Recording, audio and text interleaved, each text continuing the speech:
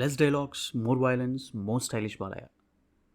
గర్జించే సింహానికి నరం కోస్తే ఎలా ఉంటుంది? గర్జించలేని సింహాన్ని ఎలా అయితే చూడలేమో, డైలాగ్స్ లేని బాలయ్య సినిమా కూడా అంతే చప్పగా ఉంటుంది. అసలు బాలయ్య సినిమా అంటే ఎలా ఉండాలి? 3 మాస్ ఫైట్లు, 6 మాస్ డైలాగులు.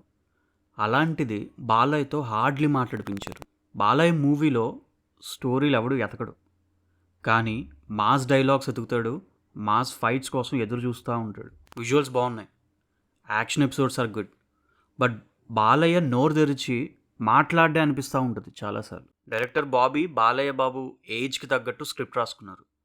స్క్రీన్ ప్లే బాగుంది, విజువల్స్ అయితే చాలా గ్రాండ్గా ఉంటాయి.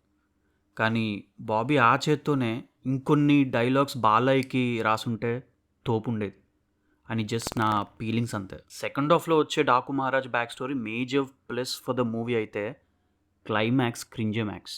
బాలయ్య బాబు తన ఏజ్కి తగ్గట్టు మూవీస్ తీస్తున్నందుకు hats off. First half and second హాఫ్లో వచ్చే 2 కామెడీ సీన్స్కి నవ్వుకుంటాం. ఇంకా Balayya plus Thaman is equal to box బద్దలు బాక్స్ బద్దలు బాక్స్ బద్దలు పండు. Bobby Deol is wasted. అలాంటి కటౌట్కి ఓ రేంజ్ ఎలివేషన్స్ పడాలి, బట్ ఏంటో చప్పగా అలా కానిచ్చేశారు. అఖండాలో కానీ బాబీ డియోల్ని మెయిన్ విలన్గా పెట్టుంటే ఇంకా పీక్స్ ఉండేది బొమ్మ. జస్ట్ నా ఒపీనియన్. సో ఓవరాల్గా less dialogues, more violence and more stylish Balayya కోసం చూడొచ్చు. My rating for Daaku Maharaj 2.5/5. Please subscribe.